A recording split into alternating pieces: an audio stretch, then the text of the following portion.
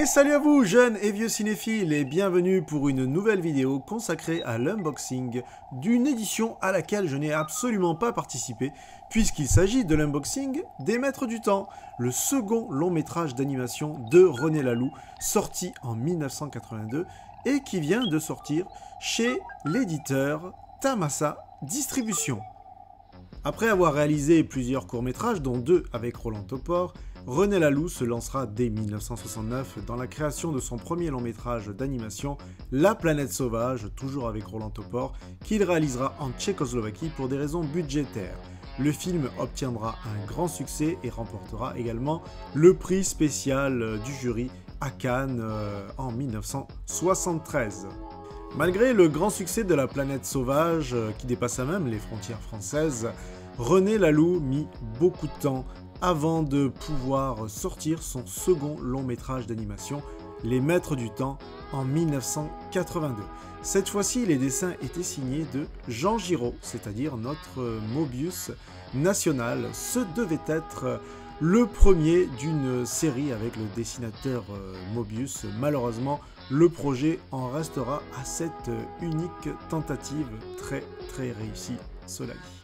La Planète Sauvage était l'adaptation du roman de science-fiction Homs de Stéphane Voul, tandis que Les Maîtres du Temps sera l'adaptation d'un autre roman de Stéphane Voul, L'Orphelin de Perdide. Et comme pour La Planète Sauvage, René Laloux prendra de nombreuses libertés afin de rendre son long métrage plus profond et intéressant encore que le livre dont il est tiré. En réalité, avant Les Maîtres du Temps, René Laloux avait tenté d'adapter le roman de Jean-Pierre Andrévon, Les Hommes-Machines contre Gandahar. Il sortit un pilote, mais c'est seulement après la sortie des Maîtres du Temps que René Laloux relança ce projet.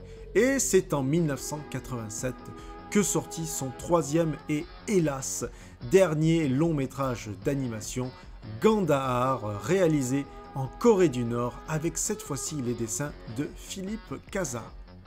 Alors 2024, quand même, grande année pour les fans de René Laloux, parce que déjà, chez Potemkin, on a eu La Planète Sauvage, on a eu la nouvelle remasterisation, hyper classe, vraiment, avec ce steelbook vraiment très beau, donc très bien, et puis on a eu chez Le Chat qui fume, l'édition de Gandahar en 4K et Blu-ray.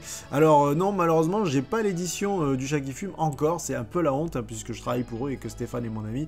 Faut que je la commande, il serait temps que je le fasse. Mais voilà, Le Chat qui fume a sorti Gandahar. Très beau succès, semblerait-il, chez Le Chat qui fume. Et puis, on a eu une ressortie carrément au cinéma des Maîtres du Temps. Et oui, en avril 2024, j'y suis allé avec mon ami Sébastien, que je salue, et sa fille, que je salue aussi, qui est ma filleule. Et vous savez quoi, on s'est tous régalés, même ma filleule, qui est quand même beaucoup plus jeune, et qui aurait pu trouver l'animation vieillotte, ou même le scénario trop 80s, je ne sais pas. Mais non, on a tous aimé. Moi, ça a été un grand kiff de découvrir pour la première fois Les Maîtres du Temps sur grand écran. La première et sans doute la dernière, je pense. C'était une nouvelle remasterisation donc de la Cinémathèque de Bologne. Alors, Cinémathèque de Bologne, c'est toujours... des fois, on a quelques doutes. Alors, et effectivement, vous savez quoi, il y a une pointe de jaune et de vert, mais bon, ça va. Globalement, c'est très bien. Voilà, Les Maîtres du Temps manquaient à l'appel en Blu-ray. Il y avait Gandahar, il y avait La Planète Sauvage. Où étaient Les Maîtres du Temps? Eh ben, écoutez, moi, j'avais que le DVD. Vous savez quoi, on va un petit peu en parler d'ailleurs du DVD. J'espérais donc, parce que c'était quand même mon long métrage préféré de René Laloux, qu'il sorte en Blu-ray. Et je voyais aucune annonce. Et puis, j'ai su qu'il était sorti au Japon, avec la nouvelle remasterisation en plus. Donc j'étais à deux doigts d'acheter cette édition japonaise qui valait la peau du cul. Il faut le dire, entre les taxes et les frais de port, c'était pas donné. Et puis, il y a eu l'annonce, voilà, des Maîtres du Temps avec ce coffret. Alors au début, j'ai vu 40 €, je dis, oh, c'est cher quand même et tout, mais c'est pas grave, quand on aime, on ne compte pas. Mais j'avais pas compris que c'était un boîtier comme ça, Je croyais que c'était un Blu-ray comme ici, quoi. Non, pas du tout, regardez la taille. Bon, et donc je m'étais un peu plaint, je dis, oh, 40 €, vous abusez. Et puis ils ont dit, mais non, c'est pas cher et tout. Puis en plus, si vous le commandez au début, il est à 35. Donc je l'ai pris à 35 et il n'y a que quelques semaines que j'ai réalisé que non, c'était un méga gros coffret. C'est pour vous dire que moi, j'ai acheté sans réfléchir. J'ai dit, les Maîtres du Temps sort, je l'achète et c'est comme ça. Voilà, on va bientôt faire l'unboxing, mais avant ça, regardez. Les Maîtres du Temps, moi je l'avais en DVD. Il faut savoir que j'ai dû voir ce film en 1984, oui, lors de sa première diffusion à la télé sur TF1. Parce que ma mère, elle enregistrait tous les dessins animés qui passaient à la télé. Donc c'est pour ça que j'ai vu des films et apprécié et adoré des films comme L'Antilope d'or de Lev Atamov, que je vous recommande, hein, c'est un super long métrage, mais il faut le voir avec son premier doublage hein, français, parce que le second il n'est pas terrible, le premier il est magistral. Donc L'Antilope d'or, Les Maîtres du Temps, et je pense que je l'ai vu donc lors de sa première diffusion, et j'ai dû, à mon avis, rien comprendre, parce que c'est quand même un film assez complexe, hein, avec des paradoxes temporels, beaucoup de poésie, mais ça a dû être une claque. J'ai dû voir des vaisseaux, j'ai dû voir des... Voilà, tout ça, j'ai adoré, ça a quand même lancé ma passion, je pense, pour le doublage, pour la science-fiction, pour les paradoxes temporels également. Et donc, au début des années 2000, hein, je crois qu'il est sorti, je crois qu'elle est sortie dans première moitié des années 2000. Je me souviens, je travaillais, et oui, oui, ça peut être que ça, puisque je travaillais à ce moment-là à La Rose, dans le Vidéo Futur de La Rose, et il y avait une librairie à côté à laquelle j'allais souvent, et un jour, je vois Les Maîtres du Temps. Les Maîtres du Temps en DVD. Alors là, je peux vous dire que, j'ai pas hésité, j'ai acheté le DVD, j'étais trop ravi de pouvoir redécouvrir cette œuvre dans une autre qualité que la pauvre VHS qui avait tourné et tourné et tourné, qui avait été usée jusqu'à la corde.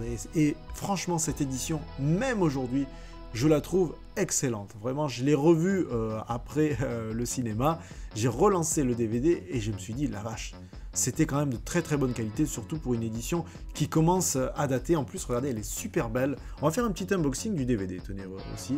Il y a le côté reflet, vous voyez, ça c'est du relief léger. Derrière, très très joli aussi. On avait du mono d'origine, voilà, et du 5.1. Alors le 5.1, je m'en rappelle absolument pas. En général, moi je suis plus fan des mixages d'origine, mais des fois c'est pas mal pour la musique, pour l'ampleur de la musique, ça peut être pas mal si ça bousille pas les dialogues. Allez, on fait un petit unboxing rapide, regardez. Donc ici, on va déplier le digipack et on va se rendre compte qu'on a voilà, l'image de l'affiche ici. Et puis une image iconique d'une scène ici, vous voyez, qui n'est même pas présente dans le roman. Et non, c'est une invention de René Laloux. Et voilà l'autre côté, très sympa vraiment. À savoir que, regardez, ça aussi, c'est un peu en relief. Voilà, on le voit avec les reflets, là, comme ça, j'essaie de vous le montrer, c'est pas évident. Là aussi, hein, le deuxième disque, il est en... J'arrive pas à le montrer, voilà. On va le retourner. Il est en reflet, ça se voit pas trop. Oui, voilà, ça se voit un petit peu. Donc voilà, très très belle édition, moi je la garde. Hein. Franchement, j'aime pas trop garder les doublons, mais celle-là, elle est magnifique. Et en plus, la colorimétrie étant légèrement différente, je vais la garder. Voilà donc pour les Maîtres du Temps en DVD. Mais maintenant, on va enfin passer à cet unboxing de cette nouvelle édition de chez Tamasa Distribution. Allez, c'est parti! Alors un petit peu de patience avant l'unboxing, je voulais vous montrer, alors ça c'était dans le carton que j'ai reçu, hein. Il y avait des cartes postales, alors c'est chouette parce qu'on a la planète sauvage, on a les Maîtres du Temps, je vais pouvoir les mettre dans chaque édition, et Gandhar, hein, la fiche que je vous ai montrée depuis tout à l'heure. Et il y avait ça aussi, My Love Affair with Marriage, que je ne connais pas, hein, mais bon, pourquoi pas, ça m'a donné envie de le découvrir, c'est peut-être sympa. Ça n'a rien à voir avec René Laloux, hein, par contre. Hein. Allez, c'est parti, cette fois-ci, on est bien pour l'unboxing. Alors, je vais essayer, regardez, on va regarder l'autre côté. Voilà, et je vais enlever le plastique, hein, il n'y aura pas de reflet. Alors, vous voyez, hein, vraiment, vous savez quoi, je ne sais même pas ce qu'il y a dedans. Je vous l'ai dit, je croyais que c'était une édition normale, j'ai pas fait gaffe. Je dis, ouais, mettre du temps, je prends. Allez, on enlève le plastique. Le sort en est jeté. Voilà, déjà, on voit mieux, ça fait moins de réflexion. le visuel avec les hommes oiseaux, hein, encore une fois, et c'est vraiment un passage important, et c'est fou que ça soit pas dans le roman. Ça m'avait traumatisé, hein. Il y avait des... En plus, la voix, là, elle fait flipper. Nous serons eux, ils seront nous. Ceux qui ont vu le film savent de quoi je parle. C'était hyper flippant, avec des visages sans yeux, sans nez, sans rien. Moi, ça m'avait limite traumatisé. Alors, regardez, version intégrale restaurée en 4K. Alors, c'est une version Blu-ray, hein, c'est pas en 4K. Mais honnêtement, je crois que ça n'a pas été fait avec HDR à la base, donc ça n'aurait pas rajouté grand-chose. C'est déjà très bien. Combo Blu-ray DVD. Bon, voilà. Mais par contre, c'est les DVD avec le nouveau master. Donc, c'est un petit peu différent de ce que j'ai montré avant. Est-ce que c'est mieux? Est-ce que... Je sais pas. Je sais pas. Moi, de toute façon, je vais garder. Une affiche des maîtres du temps, un livret 84 pages. Vous savez quoi? On va le découvrir. Comme ça sera encore mieux. Voilà. Donc, j'ouvre. Regardez le coffret. Hop, on va essayer de rien abîmer, de rien faire tomber. Voilà. Donc, qu'est-ce que c'est? On va prendre petit à petit. Voilà, un livret. Un livret. On va le regarder un petit peu plus près tout à l'heure, mais je vais déjà... Waouh, putain, c'est trop la classe. Regardez avec le morceau de pellicule, là. Alors, qu'est-ce que j'ai eu, moi, comme morceau de pellicule? Ça serait bien que j'ai un... Ah, c'est chouette, regardez. Ah, je sais pas si on va le voir, mais j'ai eu l'orphelin de Perdide, qui est avec avec Jafar, en fait. Ouais, on peut pas le voir. J'essaierai de le montrer de plus près à la caméra. Voilà, donc je suis content, parce que c'est un... Je sais pas si tout le monde a eu la même chose, mais moi, en tout cas, je suis très content de ma pellicule. J'aurais pu avoir pire. Donc, allez, on va feuilleter comme ça, mais après, on le regardera d'un peu plus près. Voilà, 1960, 1981. Tiens, c'est 1982, normalement. C'est curieux, il me semblait. Ils n'auraient pas fait une erreur, quand même, là. Donc, voilà, ça a l'air vraiment chouette. On va regarder de plus près tout à l'heure. Donc, ça, c'est le livret. Je le mets là. Hop. Ensuite, ça doit être le fameux poster. Hein. Donc, le poster, je vois déjà ce que c'est. C'est l'affiche du film, celle qu'on voyait aussi donc sur le DVD. Elle était chouette, hein, l'affiche, hein, elle était chouette, moi j'aimais bien. On voit bien le design de Mobius hein, pour les personnages.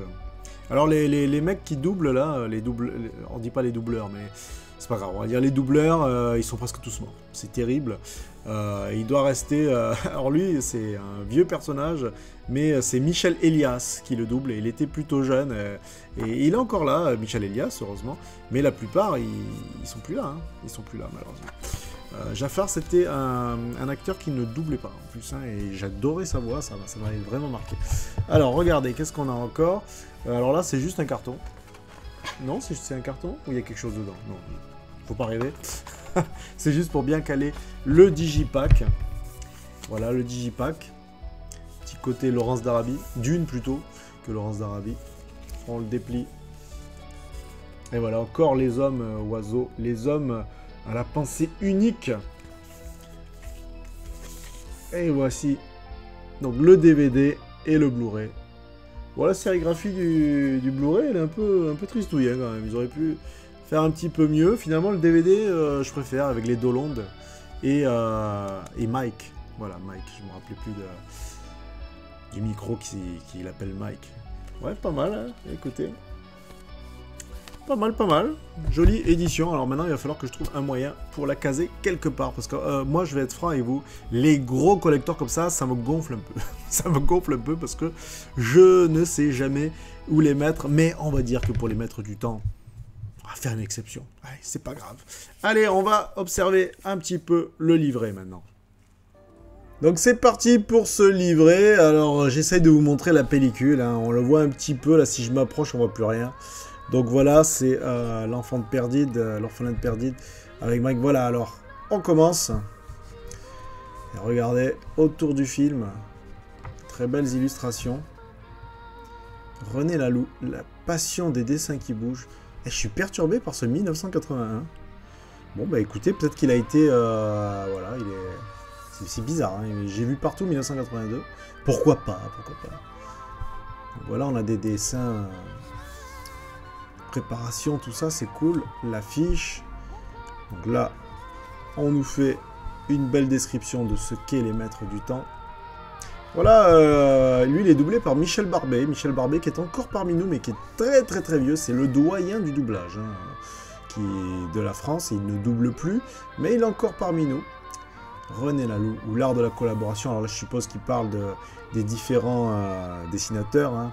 Roland Topor, Philippe Cazat, donc de Gandhar, et évidemment Mobius. Ah, un entretien avec René Laloux, hein, ça c'est cool, parce qu'il nous a quittés il y a un petit moment, hein, maintenant, hein, donc voilà.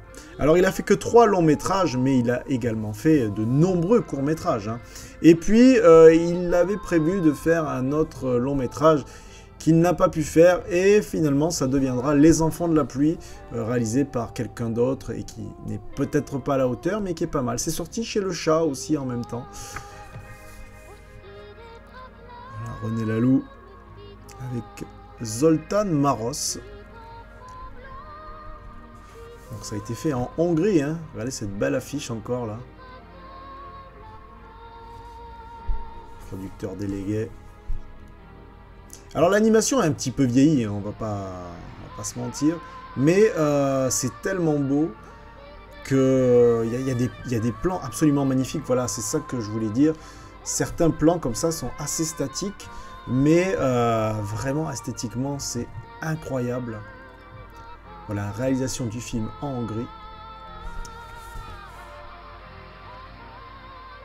Les sales bêtes. C'est peut-être pour ça que j'aime pas les insectes du tout.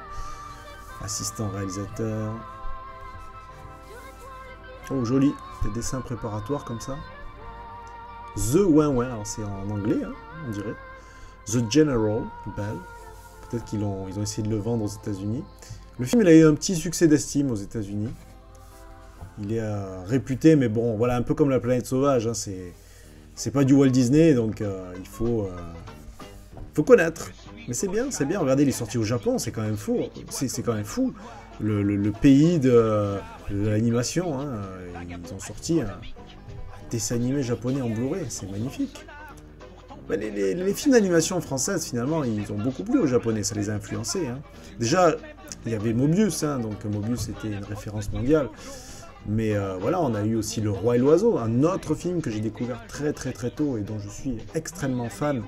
Malheureusement, le Blu-ray est assez raté. Alors ça, tout ça, c'est des trucs que j'ai jamais vus, donc je suis très content.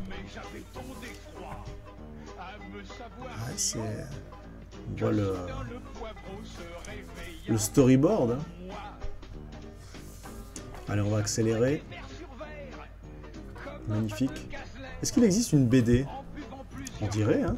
La BD jamais parue. Ah ben voilà. La BD jamais parue, unique planche dessinée par Mobius. Comme ça, c'est vraiment dommage. Ah ben voilà, d'où est tirée l'affiche de tout à l'heure, c'était Mobius.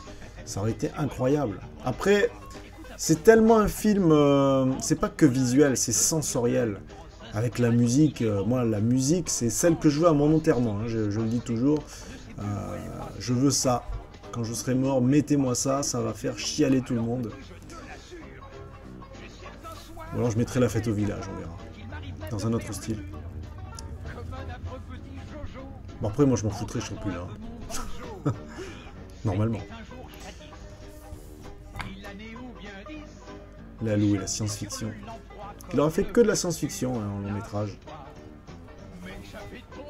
Alors les deux autres, La Planète Sauvage, je l'ai découvert hyper tardivement. Hein. Je ne l'avais jamais vu, c'est très particulier aussi comme animation. Mais Gandhar, je l'ai vu à l'époque. Pas au cinéma, mais je l'ai vu quand il est passé sur Canal+ la première fois. Et j'avais bien aimé, mais c'est pas un film qui m'a marqué comme Les Maîtres du Temps. Parce que je pense que j'étais déjà un petit peu plus vieux. Et je ne l'ai pas revu comme Les Maîtres du Temps ou d'autres dessins animés quand j'étais plus jeune. Bon, je devais quand même avoir 10 ans, 12 ans. Peut-être que j'ai pas compris. De toute façon, il faudrait que je le redécouvre avec la belle édition du Chat qui fume. Vous savez quoi? Je vais le commander là parce que j'ai honte. J'ai honte. Désolé Stéphane. Bizarre. J'ai toujours été attiré, moi, par la science-fiction. Après ça, les œuvres atypiques. Et voilà. Voilà pour ce livret des Maîtres du Temps. Alors on a vu la grosse boîte, on a vu le livret, on a vu les goodies, etc. Mais il faudrait voir ce qu'il y a dans les galettes aussi, ça serait pas mal. Alors déjà, regardez, il y a marqué VF, il n'y a plus marqué 5.1, donc je pense que la remasterisation du DVD a dégagé. Alors ne soyez pas triste, hein, parce que c'est la piste d'origine. Alors je me souviens que quand je suis allé au cinéma, il y avait un panneau avant le film qui mettait, voilà, le film a été restauré à Bologne et tout. Quelques images étaient un peu abîmées, on n'a pas pu faire mieux. Alors effectivement, il me semble qu'il y avait quelques petits plans un peu flou, mais rien de méchant.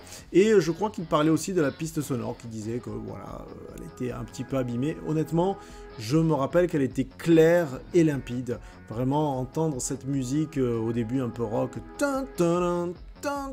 c'était génial. Et à la fin, alors là, la musique qui est à la fin, moi, c'est celle de mon enterrement, donc j'étais voilà, comme ça. Donc non, le son était parfait. L'image, je vous l'ai dit, il y a ce côté cinémathèque restauration de Bologne, donc toujours un petit peu de jaune et de vert, on ne sait pas pourquoi ils mettent ça, c'est leur manie, mais honnêtement, c'était très léger. Je pense que certains ne vont même pas s'en rendre compte. Les couleurs pétaient bien. Pas de souci, ne vous inquiétez pas. En plus, j'ai vu l'édition japonaise. L'image de l'édition japonaise, elle est nickel. Et c'est probablement la même. Hein, donc, ne vous inquiétez absolument pas de ça. Allez, regarde les bonus. Donc, qu'est-ce qu'on a émotion et paradoxe temporel. Voilà, ça, moi, j'adore les paradoxes temporels. Terminator, évidemment. Vu par Fabrice Blin, 44 minutes quand même. Hein, ça doit être un sacré documentaire. Les Maîtres du Temps, racontés par Stéphane Voul, donc l'auteur des romans, 17 minutes, ça doit être pas mal. De Perdide au Maître du Temps, entretien croisé, 38 minutes, encore une fois, plutôt long. Et de la friture dans les lunettes, vu par les animateurs, seulement 7 minutes. Alors ça, c'est peut-être un documentaire d'époque, une archive d'époque, qui sait. Donc voilà, c'est plutôt bien fourni niveau bonus. Hein. Donc on a le livret aussi, il ne faut pas oublier le livret, et on a beaucoup de choses à lire, ça avait l'air très intéressant. Donc, voilà. Une édition absolument magistrale d'un film qui ne l'est pas moins. Je pense qu'on n'aura jamais mieux. Je ne pense pas que... Alors, il y a certains, ils ont dit « Ouais, mais c'est dommage, ils n'ont pas sorti le 4K. On a fait une restauration 4K, ils sortent en Blu-ray. » C'est un film de niche. Ça reste un film de niche. Cet éditeur prend des risques en sortant Les Maîtres du Temps. C'est pas évident, hein, ce genre de film qui est un peu méconnu aujourd'hui, hein, qui a une grande réputation, mais qui est méconnu. Donc, voilà. Le 4K, ça coûte très cher à produire et on n'est pas sûr d'arriver voilà, les frais sont très hauts, c'est pas évident, donc voilà, il faut encourager évidemment les éditeurs qui font ce genre d'édition magnifique, qui prennent des risques, et comme Le Chat qui fume, comme Artus, comme plein, hein, voilà, Ecstasy of Film, tout ça, c'est des films difficiles à sortir, comme Potemkin, qui a sorti donc La Planète Sauvage. Non, voilà, il faut encourager si vous aimez, évidemment. Si vous considérez que le prix est bon. Moi, honnêtement, 35 €, je l'ai eu à 35 €, je trouve que c'est... franchement, c'est un prix plus qu'honnête. Mais même à 40 €, vu tout ce qu'il y a dedans, je pense que ça valait le coup. Voilà, si vous aimez Les Maîtres du Temps, vous avez toutes les données, toutes les clés en main. Ne laissez pas échapper cette édition qui est probablement limitée, même si j'ai pas vu de chiffres là, non. Bon, enfin, il n'y en a jamais énormément. Peut-être que plus tard, il la ressortira en simple aussi, je n'en sais rien, mais voilà, si vous aimez Les Maîtres du Temps, vous savez ce qu'il vous reste à faire. Et bien voilà, après cet unboxing, cette petite présentation de René Laloux, je vous ai fait un truc vraiment basique, hein. De toute façon, vous aurez les bonus, les livrets pour compléter ça. Voilà, on a vu aussi La Planète Sauvage. J'ai un peu honte de ne pas avoir Gandahar, ça aurait été cool de faire les trois ensemble. La superbe édition DVD qui restait. Gardez-la quand même, hein. Moi je pense que ça vaut le coup de garder les deux. Voilà, sauf si ça vaut une fortune, revendez-la. Mais ça m'étonnerait. Le roman, Stéphane Voul, L'Orphelin de Perdide, qui est très petit, qui se lit, je crois que je l'ai lu en une fois. Donc c'est... alors, j'avais bien aimé, c'est moins bien que Les Maîtres du Temps, mais j'ai pas trop de souvenirs. Il faudrait que je le relise, parce que c'était quand même pas mal, il y avait pas mal de différences. On voyait que il y avait quand même les grandes lignes, hein, que c'était les mêmes dans le film. Non, vraiment très très sympa le roman qui est ressorti il n'y a pas tant de temps que ça. J'en ai profité pour le prendre parce que vous avez compris que j'adore Les Maîtres du Temps. C'est un film qui m'a marqué, c'est un film qui a lancé ma cinéphilie, mon amour pour l'animation, pour la science-fiction, pour les paradoxes temporels, mais tout ça, je vous l'ai déjà dit. Voilà, enfin, nous en avons terminé avec une belle petite vidéo. Il ne me reste plus qu'à vous dire, jeunes et vieux cinéphiles, à bientôt pour une prochaine vidéo. Allez, à ciao ciao, à ciao ciao.